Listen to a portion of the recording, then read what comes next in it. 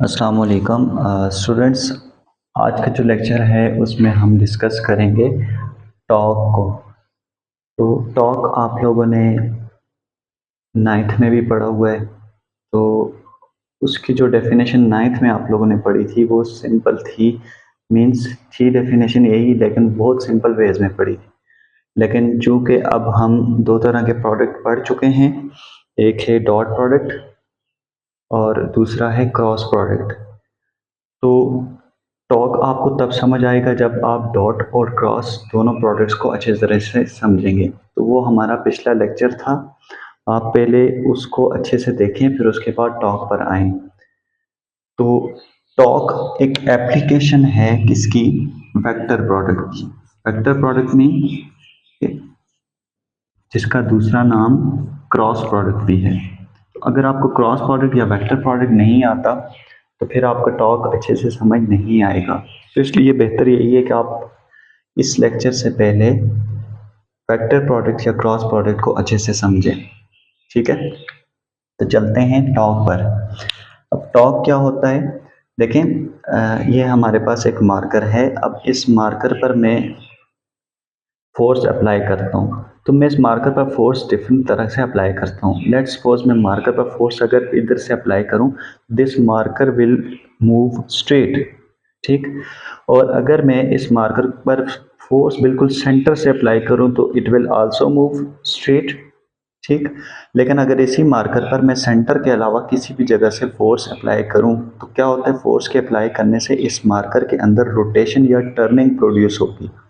अब फोर्स के अप्लाई करने से किसी भी ऑब्जेक्ट के अंदर रोटेशन या टर्निंग प्रोड्यूस हो जाए तो इसे कहते हैं कि ऑब्जेक्ट के अंदर प्रोड्यूस हो रहा है टॉर्क। तो फिजिक्स में इस टर्म को टॉर्क कहते हैं। तो टॉर्क की पहली फिजिकल डेफिनेशन क्या है? It is the turning effect produced in a body. किसी भी बॉडी में टर्निंग इफेक्ट आए किसी भी फिक्स पॉइंट के गिर्द। जैसे यहाँ पर इसका फिक्स पॉइंट सेंटर था, तो सेंटर के गिर्द ये रोटेट करेगी about a fix point due to an applied force. Force के अप्लाई करने से बॉडी के अंदर टर्निंग इफेक्ट प्रोड्यूस हो जाए। ठीक है। अब इसकी जो दूसरी डेफिनेशन है वो मैं सिर्फ अभी बताता हूँ, समझ आपको इसकी एक्सप्लेनेशन में आएगी। तो दूसरी डेफिनेशन है वेक्टर और cross product of position vector and force.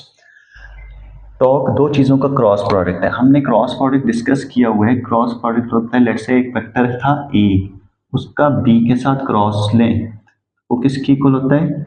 A B sine of theta, और साथ में कोई चीज लगती थी एन यूनिट वेक्टर। तो यहां पर भी देखें, ए की जगह पहला वेक्टर आएगा विच इज आर। तो ए की जगह आप आर पुट करें, आर क्रॉस दूसरा क्या है? फोर्स।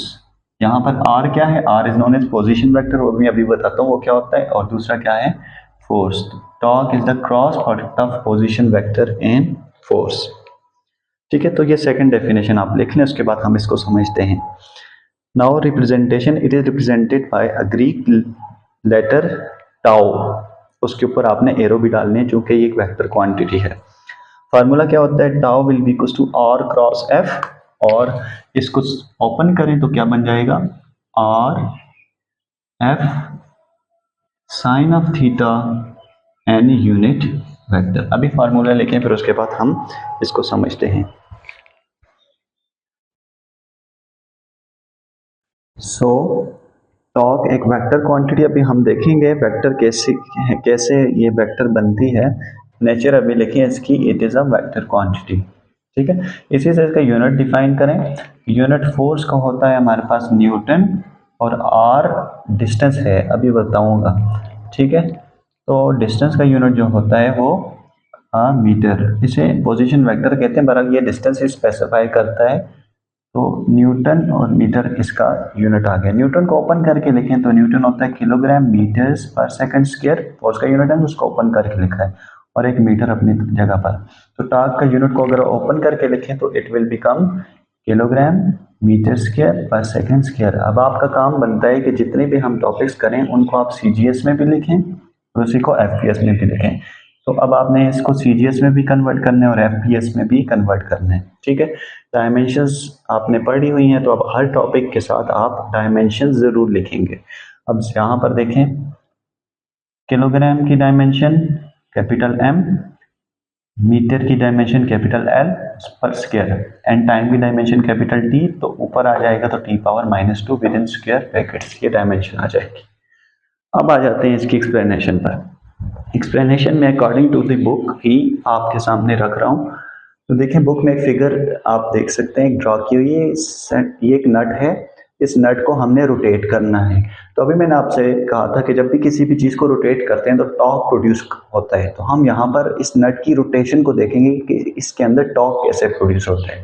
अब इसको रोटेट कर रहे हैं एक रेंच के जरिए, ये रेंच है, ठीक है। अब देखें ज़रा, इसमें दो चीज़ें पहले आपने समझनी है। देखें जब मैं इस पर यहाँ से फोर्स अप्लाई करूँगा तो इस रेंच ने इसको रोटेट करना है। तो रोटेट करते हुए यहाँ पर देखें ये जो नट है ये रोटेट करेगा एक फिक्स पॉइंट के गिर्द, ठीक है। उस पॉइंट को क्या कहते हैं, एक्सिस ऑफ रोटेशन, यानी जिस एक्सिस के गिर्द वो रोटेट करेगा उसको उसका एक्सिस ऑफ रोटेशन कहते हैं, ठीक है। या इसका दूसरा नाम पिवट पॉइंट भी है। अब पिवट पॉइंट से क्या मुराद है, देखें सपोज करें, मैं आपको यूं समझा लेता हूं। लेट्स सपोज ये हमारे पास एक डोर है, इस डोर पर दो पॉइंट्स हैं। एक पॉइंट वो है जहां से आप डोर को ओपन करते हैं, लेट्स सपोज बाहर की तरफ मैं ओपन कर रहा हूं, और एक पॉइंट वो है जहां पर डोर जहां से रोटेट करेगा, ये उसके हिंजेस होते हैं, ठीक है। अब अगर हिंजेस को देखा जाए तो यहां से देखिए रोटेट कर रहा है डोर, तो ये इसका एक्सिस ऑफ रोटेशन आ जाएगा यहां से यहां तक, ठीक है। और अगर आप इसी को बिल्कुल टॉप से, लेट्स सपोज आप इस डोर पर किसी भी चीज पर खड़े हो जाते हैं और इस डोर को टॉप से देखते हैं, तो टॉप से आपको ये डोर किसी एक ही पॉइंट के गिर्द रोटेट करते हुए नजर आएगा। जैसे आप बिल्कुल ऊपर से सपोज करें मैं यहाँ से इसको देख रहा हूँ इस डोर को, तो एक ही पॉइंट जिसके गिर्द ये डोर रोटेट कर रहा होगा, तो उस पॉइंट को हम क्या कहते हैं, पिवट पॉइंट। तो दोनों बातें एक ही हैं, एक्सिस ऑफ रोटेशन पूरा एक्सिस इन्वॉल्व हो जाता है, और अगर उसी पूरी एक्सिस को सिर्फ एक ही पॉइंट से देखें ऊपर से, तो वो उसका पिवट पॉइंट कहलाता है, ठीक है। अच्छा, फिर दूसरा वो पॉइंट जहां से आप फोर्स अप्लाई करेंगे, फॉर एग्जांपल इधर से फोर्स अप्लाई कर रहे हैं आप, इधर से जिस पॉइंट से आप फोर्स अप्लाई करेंगे वो पॉइंट कौन सा होगा, that point is known as point of application of force. वो पॉइंट जहां पर फोर्स अप्लाई होती है, फोर्स अपना एप्लीकेशन करती है। फॉर एग्जांपल इस केस में यहाँ पर देखें फोर्स यहाँ पर अप्लाई हो रही है, तो this point is point of application of force. अब डोर वाले केस में आप हैंडल से पकड़कर डोर को ओपन या क्लोज करते हैं, तो उस केस में point of application of force ये वाला हो जाएगा, ठीक है। होपफुली आपको क्लियर हो गया होगा। फिर इसी का दूसरा नाम line of action of force भी है।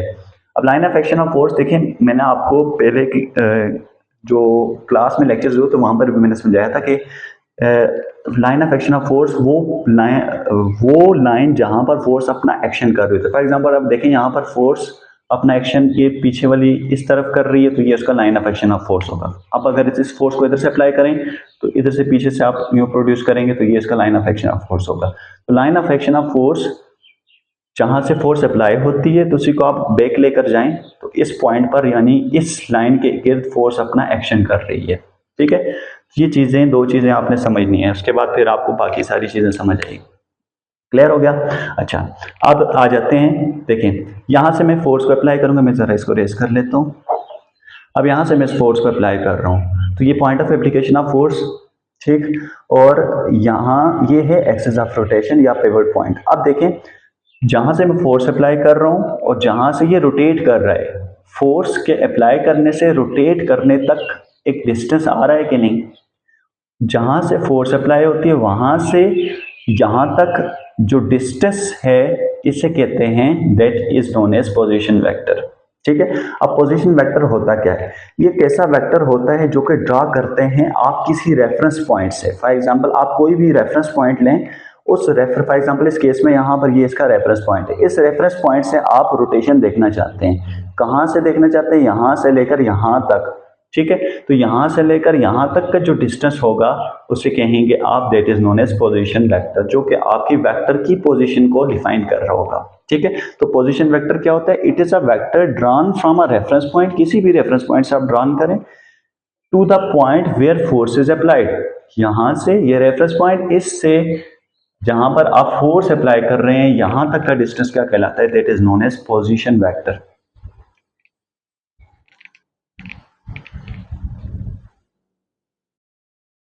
अच्छा, अब स्टूडेंट्स जरा नेक्स्ट बोर्ड पर आ जाते हैं। अब इस फिगर को में रोटेशन को इन्वॉल्व करते हैं। अब देखें मैं फोर्स को थोड़ा सा टेढ़ा करके अप्लाई कर रहा हूँ जानबूझकर, ताकि आपको बात समझ आए। अब देखें ज़रा, अगर मैं फोर्स को इस तरफ अप्लाई कर रहा हूँ तो फोर्स यहाँ पर कुछ एंगल बना रही है। अब आपको खुद समझ आ चुका होगा कि फोर्स एग्जैक्टली परपेंडिकुलर नहीं लग रही, यहाँ पर बिल्कुल सीधी नहीं लग रही। तो इस केस में फोर्स के साथ हम कुछ करते होते थे, वो क्या है कि हम इसके कंपोनेंट्स बनाएंगे। ठीक है, चूंकि ये एक्स और वाई के अलोंग एग्जैक्टली नहीं लग रही, तो अब फोर्स के दो कंपोनेंट्स बनेंगे, एक कंपोनेंट अलोंग वाई एक्सिस और एक कंपोनेंट अलोंग एक्स एक्सिस। तो जो एक्स एक्सिस पर कंपोनेंट थीटा के एडजेसेंट बना है वो है फोर्स का कॉज ऑफ थीटा। सो इसे मैं लिख सकता हूँ एफ कॉज ऑफ थीटा। ठीक है, और जो थीटा के ऑपोजिट परपेंडिकुलर कंपोनेंट बना है उसे कहेंगे एफ साइन ऑफ थीटा। ठीक है, तो यहां पर देखें ये वाला कंपोनेंट 90 डिग्री का एंगल बना रहा है। अब मैं आपसे पूछूं कि जरा गौर करें कि रोटेशन में लेट्स सपोज ये फोर्स मैं इधर को अप्लाई कर रहा हूं, तो मुझे बताएं, जरा सोच के वीडियो को पॉज करके खुद देखें कि रोटेशन में कौन सा कंपोनेंट इन्वॉल्व हो रहा है। क्या फोर्स का कॉस थीटा वाला इन्वॉल्व हो रहा है जो रोटेशन प्रोड्यूस कर रहा है, या साइन वाला? तो होपफुली आप सबका आंसर यही होगा कि सर कॉस थीटा वाला कंपोनेंट इन्वॉल्व नहीं हो रहा। कौन सा कंपोनेंट इन्वॉल्व हो रहा है जो रोटेशन में, that is perpendicular component which is F sine of theta. अब देखें एफ साइन ऑफ थीटा यहां पर लग रहा है ऊपर की तरफ, और एफ कॉस ऑफ थीटा इस तरफ लग रहा है, जो क्या है आर के पैरेलल आ रहा है। तो पैरेलल कंपोनेंट अगर आर के हो तो वो तो इधर को फोर्स लगा रहा है, तो इधर को फोर्स लगाने से क्या नट रोटेट होगा? हरगिज नहीं। तो कंपोनेंट जो इन्वॉल्व हो रहा है, जो रोटेशन करवा रहा है, that is only F sine of theta. ठीक है, तो यहां पर देखिए मैंने लिखा है in figure F has two components. First one is F cos of theta and the second one is F sin of theta. F cos of theta is the parallel to R and F sin of theta is perpendicular to R. So here effective component to produce torque is F sin of theta. वो component जो effective है torque को produce करने के लिए वो है F sin of theta. So it produces rotation, तो ये क्या करेगा? रोटेशन प्रोड्यूस करेगा। And F cause of theta is not involved in rotation. So F cause of theta को हम यहां पर नहीं लिखेंगे क्योंकि ये रोटेशन में इन्वॉल्व नहीं हो रहा। Therefore torque is the product of magnitude of distance. Torque किसका प्रोडक्ट होगी फिर? Magnitude of distance to the point of application of force. यहां से देखें, यहां से यहां तक, पहला मैग्नीट्यूड ऑफ डिस्टेंस कहां तक? Point of application of force, वो क्या है? आर। तो मैं यहां पर लिख लेता हूं magnitude of distance to the point of application of force, वो कौन है? आर। एंड फिर दूसरा किसके दरमियान में होगी? Perpendicular component of force. Torque दो चीजों के प्रोडक्ट के दरमियान में होगी। किसके दरमियान प्रोडक्ट होगा? आर। कहां से? यहां रेफरेंस पॉइंट से इस पॉइंट तक का डिस्टेंस आर, और दूसरा कौन सा component? F sine of theta. तो इस वजह से टॉर्क को मैं लिख सकता हूं it is the product of R and the second component is F sine of theta. So we can write torque is tau is equal to R cross F, क्योंकि एफ साइन ऑफ थीटा को खत्म करें तो फिर cross product बन जाता है। ठीक है, सो यहां पर देखें, ये मैंने आपसे कहा था कि वहां पर जाकर मैं बाद में बताऊंगा। एंड यूनिट वेक्टर क्या है? देखें ये भी वेक्टर, ये भी वेक्टर, दो वेक्टर का क्रॉस प्रोडक्ट वेक्टर ही आता है। तो टॉर्क एक वेक्टर क्वांटिटी, तो जाहिर है वेक्टर की फिर डायरेक्शन भी होगी, और डायरेक्शन को हम डिफाइन करते हैं by means of unit vectors. तो यहां पर क्या आ जाएगा? And unit vector shows what? Direction of torque which is find out by using right hand rule. और राइट हैंड रूल आप लोगों ने अच्छे से समझा हुआ है, मैं फिर से बता देता हूं। आपने क्या करना है? अपनी फिंगर्स राइट हैंड की कर्ल करनी है पहले वेक्टर से दूसरे वेक्टर की तरफ। ठीक है, तो जो थंब है, इरेक्ट थंब, वो आपका बताएगा कि आपका जो नट है या जो भी चीज रोटेट कर रहे हैं उसकी टॉर्क की डायरेक्शन को बताएगा। अब देखें यहाँ पर चूंकि मैं फोर्स को अपवर्ड अप्लाई कर रहा हूँ, तो पहले वेक्टर से दूसरे वेक्टर की तरफ आप जाएं, फोर्स से इस तरफ अप्लाई कर रहा हूँ, यूं अप्लाई करें तो आप ये आपकी तरफ, नट आपकी तरफ रोटेट करेगा। अगर फोर्स इस तरफ है तो नट यूं अंदर की तरफ रोटेट करेगा।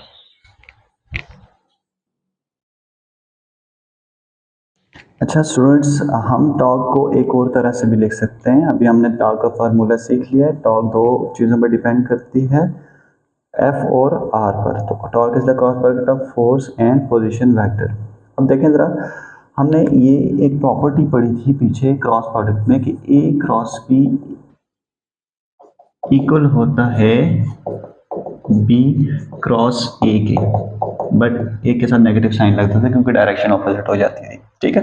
तो अब देखें टॉर्क का एक फार्मूला हमारे पास आया था, tau will be equals to R cross F. अब अगर ये फार्मूला हो तो इस केस में देखिए हमने फोर्स को रिजॉल्व करना है, तो फोर्स का कंपोनेंट बना था एफ साइन ऑफ थीटा, लेकिन हम इसी फार्मूले को tau will be equals to F cross R भी लिख सकते हैं, ठीक है, लेकिन नेगेटिव साइन आएगा, वो भी बताता हूँ क्यों आएगा, ठीक है। तो ये फार्मूला भी आ सकता है। अब इस केस में आपने फोर्स को छोड़ना है, तो रिजॉल्व किसको करना है, परपेंडिकुलर कंपोनेंट जो है वो अब आर का ले लेना है, ठीक है। तो अब देखें जरा, मैं उसी तरह एक फोर्स लग रही है, सपोज इस तरफ किसी भी बॉडी पर फोर्स लग रही है, ठीक है, तो उसका यहाँ से यहाँ तक जो डिस्टेंस है वो है आर, जो अभी मैंने उधर फिगर में डिफाइन किया हुआ था। अब इस केस में आपने फोर्स को रिजॉल्व नहीं करना, अब आपने आर को रिजॉल्व करना है। तो आर के दो कंपोनेंट्स बने हैं जो हम लोगों ने क्रॉस प्रोडक्ट में सीखे हुए हैं। तो एक कंपोनेंट थीटा के ऑपोजिट बनेगा और एक कंपोनेंट थीटा के एडजेसेंट में। तो थीटा का जो एडजेसेंट बनेगा वो होगा आर कॉस ऑफ थीटा, और थीटा के जो ऑपोजिट बनेगा वो है आर साइन ऑफ थीटा। अब जरा गौर से देखकर बताएं, यहाँ हमने अभी सीखा था कि जो टॉर्क का कंपोनेंट बनेगा वो कौन सा बनेगा, कौन सा इन्वॉल्व होगा, which is R sine of theta, means perpendicular component जो 90 के एंगल बना रहा हो, ठीक है। तो R cos of theta effective नहीं है, तो हम इस केस में आर साइन ऑफ थीटा को इफेक्टिव लेंगे। तो टॉर्क को हम यू भी लिख सकते हैं, फोर्स ऑफ पूरी आर का कौन सा component, R sine of theta, and unit vector same उसी तरह, ठीक है। अच्छा, इस केस में टॉर्क किस कैसे डिफाइन होगी, tau will be equal to F cross R but with negative sign. Book ने नेगेटिव नहीं डाला हुआ, आप डाल दें क्योंकि आपको पता है, ठीक है, because we know that what R cross F is equal to minus F cross R, ठीक है। तो इस केस में देखिए डायरेक्शन जो है वो उसके ऑपोजिट हो जाएगी, और वो आप लोगों ने सीखा हुआ है। तो एक केस में अभी मैंने आपको बताया था कि एक केस में अगर इस तरफ रोटेट कर रहे हैं तो इस तरफ होगी, दूसरे केस में इस तरफ, ठीक है, तो डायरेक्शन ऑपोजिट हो जाएगी, ठीक है। अच्छा, नाउ तो टॉर्क का दूसरा फार्मूला ये भी आ जाएगा माइनस एफ क्रॉस आर, ठीक है। अच्छा, जो सबसे इंपॉर्टेंट चीज समझने के लिए वो ये है कि यहाँ पर हम लोग ने एक और चीज समझनी है, विच इज मोमेंट आर्म, या जिसका दूसरा नाम लीवर आर्म भी है। अब मोमेंट आर्म क्या होता है, देखिए जरा, अभी मैंने आपके सामने एक फिगर भी ड्रा की थी, मैं इसको दोबारा यहाँ पर ड्रा कर लेता हूँ। अच्छा स्टूडेंट्स देखें जरा, यहाँ पर मैंने वही फिगर इधर दोबारा ड्रा कर लिया। अब देखें यहाँ पर मैंने कहा था ये कौन सा है, एक्सिस ऑफ रोटेशन, और ये वो पॉइंट है जहाँ पर आप फोर्स को अप्लाई करेंगे, point of application of force. अब देखें, अगर मैं फोर्स को सपोज करें, पहले मैं यू फोर्स को अपवर्ड अप्लाई कर लेता हूँ, टॉर्क तो प्रोड्यूस हो गया इस केस में, तो और कोई बात ही नहीं है कि फोर्स का परपेंडिकुलर कंपोनेंट एग्जैक्टली इन्वॉल्व हो रहा है, ठीक है। अब जरा यहाँ पर देखें, फोर्स के यहाँ से यहाँ तक का जो डिस्टेंस है वो पहले हमने पोजीशन वेक्टर कहा था। अब अगर ये डिस्टेंस एग्जैक्टली परपेंडिकुलर हो, ठीक है, कहाँ से, line of action of force या point of application of force से कहाँ तक, एक्सिस ऑफ रोटेशन तक, तो इस परपेंडिकुलर डिस्टेंस को यहाँ से यहाँ तक इसे कहते हैं, this is known as moment arm D, ठीक है। अगर ये फोर्स कुछ इस तरह हो जाए, सपोज यहाँ पर, ठीक है, तो अब इसके केस में फोर्स को पीछे की तरफ आप करें तो मींस फोर्स इस लाइन के गिर्द अपना एक्शन कर रही है। तो फोर्स के दो कंपोनेंट बने थे यहाँ पर, एक बना था एफ कॉज ऑफ थीटा और एक यहाँ पर बना था एफ साइन ऑफ थीटा, ठीक है। तो अब देखें जरा, यहाँ पर फोर्स के दरमियान में परपेंडिकुलर कंपोनेंट आपने ड्रा करना है, एक्जैक्टली परपेंडिकुलर। अब देखें, अगर यहाँ से यहाँ तक लेते हैं तो फोर्स के साथ ये जो एंगल बन रहा है यहाँ पर वो तो परपेंडिकुलर नहीं है, तो आपने क्या करना है, यहाँ से ड्रा करना है मोमेंट आर्म को जो एग्जैक्टली यहाँ पर परपेंडिकुलर हो, ठीक है। तो अब देखें, इस पॉइंट पर ये 90 का एंगल बना रहा है, तो अब यहाँ से यहाँ तक का जो परपेंडिकुलर डिस्टेंस है इसे क्या आप कहेंगे, डी, याद रखें, सॉरी ये आ जाएगा D, this is moment arm. Moment arm क्या होता है, it is the perpendicular distance from line of action of force to axis of rotation. Line of action of force से, ये line of action of force है ना, इस line के गिर्द ये अपना एक्शन कर रही है, यहां से लेकर जहां पर ये रोटेट करेगा, एक्सिस ऑफ रोटेशन, वहां से यहां तक का परपेंडिकुलर डिस्टेंस क्या होगा, दैट इज मोमेंट आर्म। तो अगर फोर्स एग्जैक्टली है तो फिर तो यहां पर बनेगा, अगर फोर्स किसी एंगल पर है तो आपने उसको पीछे की तरफ करना है, उस फोर्स जिस लाइन के गिर्द एक्शन कर रही है, तो पीछे की तरफ जहां पर उसका 90 का एंगल बन रहा है वो क्या होगा, दैट इज मोमेंट आर्म। अब इसी चीज को मैं आपको इजी वे में समझाता हूं, जो कि आपका प्रैक्टिकल लाइफ में या डेली लाइफ में भी आता है। सपोज करें हमारे पास ये एक डोर है, अब इस डोर में दो पॉइंट्स मैंने आपको बताए थे, ये वो पॉइंट है जहां से आप डोर को ओपन या क्लोज करेंगे, और ये हिंजेस वाला पॉइंट है। अब मुझे बताएं जरा गौर से देखकर कि इस केस में जो मोमेंट आर्म है वो कहां से कहां होगा। मोमेंट आर्म की डेफिनेशन क्या थी, perpendicular distance from line of action of force. तो ये देखिए ये line of action of force है, ठीक है, to the axis of rotation. तो इट मीन्स यहां से यहां तक ये line of action of force, और यहां से यहां तक ये डिस्टेंस आ जाएगा कहां से, एक्सिस ऑफ रोटेशन। तो ये देखिए यहां तक ये कितने का एंगल बना रहे हैं, 90। तो ये क्या हो जाएगा, दिस इज मोमेंट आर्म, ठीक है। अब मोमेंट आर्म चूंकि परपेंडिकुलर डिस्टेंस है, तो परपेंडिकुलर डिस्टेंस के लिए हम जिधर भी टॉर्क को यूज करेंगे तो परपेंडिकुलर कंपोनेंट ही लेंगे ना।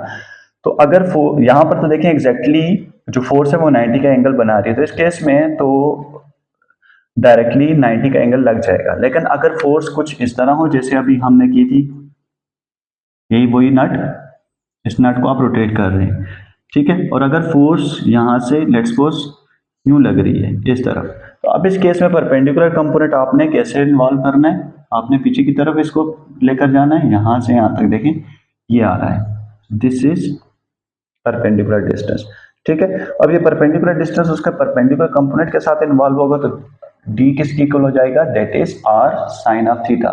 मींस एक्चुअल में डी है क्या है, वो आर का कौन सा कंपोनेंट इन्वॉल्व हो रहा है, जो कि परपेंडिकुलर है, तो फिर जाहिर है डी किसकी इक्वल हो जाएगा, आर साइन ऑफ थीटा, ठीक है। तो अब देखिए इस इक्वेशन को हम यूं भी लिख सकते हैं, tau will be equal to F, R sine of theta की जगह मैंने क्या लिख ली है, डी।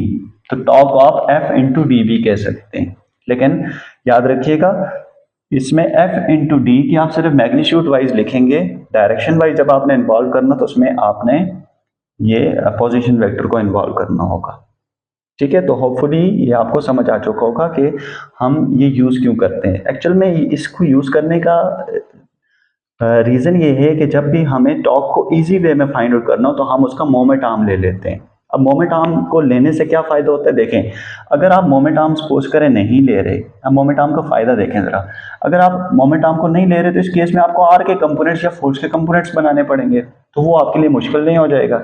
तो सीधी बात, आसान बात करें कि आप फोर्स ले लें, फोर्स के साथ डी को मल्टीप्लाई कर लें। अब डी फाइंड आउट करना आसान है। फॉर एग्जांपल इस डोर का डी फाइंड आउट करना क्या है कि आप डोर का यहां से यहां तक परपेंडिकुलर कंपोनेंट ले लें। अब इस जो नट रोटेट कर रहा है उस नट का यहां से यहां तक जो आर साइन ऑफ थीटा है वो फाइंड आउट करना मुश्किल है, तो उसके लिए फिर आप क्या कर लें, पीछे की तरफ फोर्स को लेकर जाएं और उसका परपेंडिकुलर कंपोनेंट यानी यहां से यहां तक का टोटल डिस्टेंस फाइंड आउट कर लो, सिंपल आसान तरीके से जैसे आप फाइंड आउट करते हैं डिस्टेंसेस, ठीक है। तो यहां से यहां तक डिस्टेंस फाइंड आउट कर लें, तो एफ जितनी आप अप्लाई कर रहे हैं उसको यहां से यहां तक के डिस्टेंस के साथ मल्टीप्लाई कर लें, तो आसानी से आपको टॉर्क की जो मैग्नीट्यूड है वो मिल जाएगी। तो होपफुली आप समझ चुके होंगे कि क्यों हम मोमेंट आर्म का कंसेप्ट लेकर आए हैं, ताकि हम आर साइन ऑफ थीटा को ना फाइंड आउट कर सकें। हमें अगर आसानी से डी मिल रहा है तो डी को आसानी से फाइंड आउट कर लो, बजाय इसके कि आप आर फाइंड आउट करो फिर उसका एंगल फाइंड आउट करके साइन के साथ मल्टीप्लाई कर लो, तो ये आपके लिए मुश्किल हो जाएगा, ठीक है। तो होपफुली आप इस चीज को समझ चुके होंगे। नेक्स्ट देखिए, next is factors affecting torque. अभी हमने टॉर्क का फार्मूला पढ़ चुके हैं, tau will be equals to R F sine of theta and unit vector.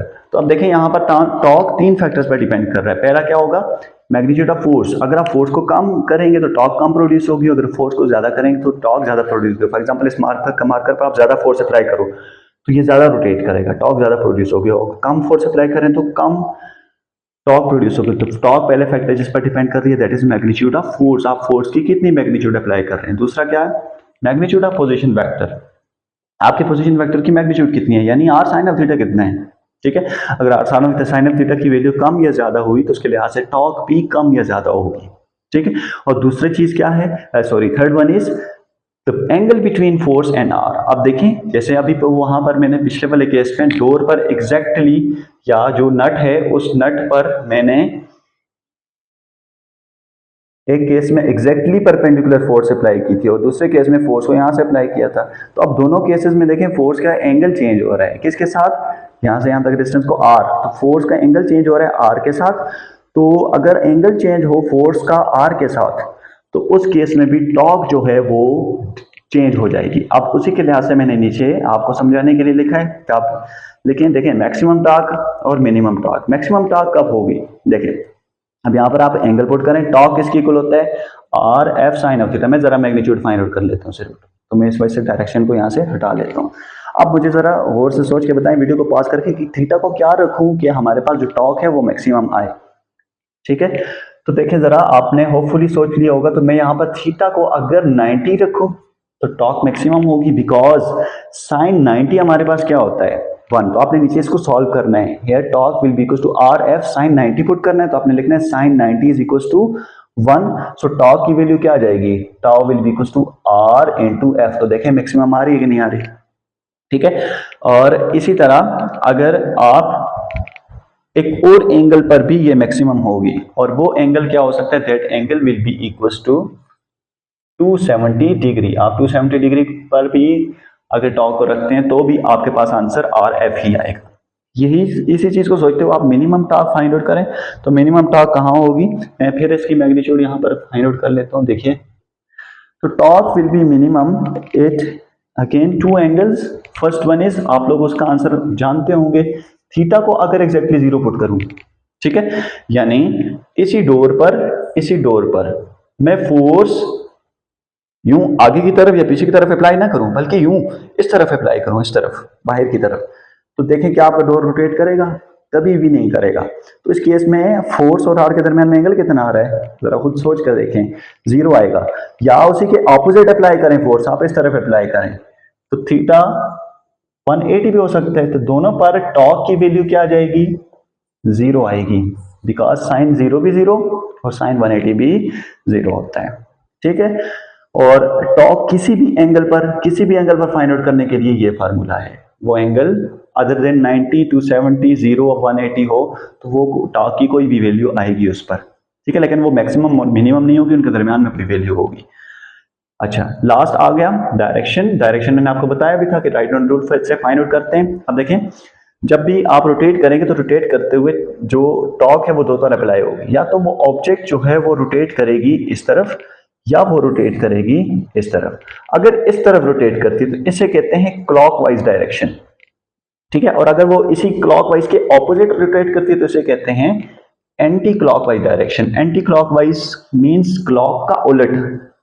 ठीक है, एंटी का मतलब होता है ना उलट, या आप इसका दूसरा नाम काउंटर क्लॉकवाइज भी कह सकते हैं। ठीक है, एंटी क्लॉकवाइज या काउंटर क्लॉकवाइज दोनों नाम लिखने आते हैं। अगर आपकी टॉक एंटी क्लॉकवाइज आ रही है तो कन्वेंशन ली जाती है, वो क्या है, it will be taken as positive. और अगर आपकी टॉक क्लॉकवाइज आ रही है, मीन क्लॉक की डायरेक्शन में रोटेट कर रही है, तो it will be taken as negative. ठीक है, तो एंटी क्लॉकवाइज टॉक को आपने पॉजिटिव लेना है जहां कहीं भी, और अगर क्लॉकवाइज आ रही है तो उसको आपने नेगेटिव साइन उसके साथ यूज करना है ताकि ये इंडिकेशन हो सके। कन्वेंशन ली हुई है, मतलब इसमें कोई रूल नहीं है, हमने अपनी आसानी के लिए, चीज़ों को समझने के लिए, अपनी आसानी के लिए जो है वो टॉक अगर एंटी क्लॉकवाइज है तो सारों के लिए वो पॉजिटिव होगी, और अगर क्लॉकवाइज है वो क्या होगी, नेगेटिव। तो ये था आपका लेक्चर, होपफुली आपको समझ आ चुका होगा। अगर आप लोगों को इससे रिलेटेड कोई भी क्वेश्चन हो तो आप मुझसे इधर कमेंट में भी पूछ सकते हैं, या आप मुझसे अपने जो आपका व्हाट्सएप ग्रुप बना हुआ है उसमें भी आप क्वेश्चन पूछ सकते हैं। तो लेक्चर को अच्छे से नोट कीजिएगा, और इससे रिलेटेड जितने भी कॉन्सेप्ट्स हैं वो आप सॉल्व कर लें, या न्यूमेरिकल जो असाइनमेंट्स एग्जाम्पल्स आ रहे हैं उनको आप सॉल्व कर लें, तो आप लोगों के लिए ये एक यूजफुल कंसेप्ट साबित होगा। तो चलें फिर मिलते हैं अपने नेक्स्ट लेक्चर के साथ, तब तक के लिए अल्लाह हाफिज़।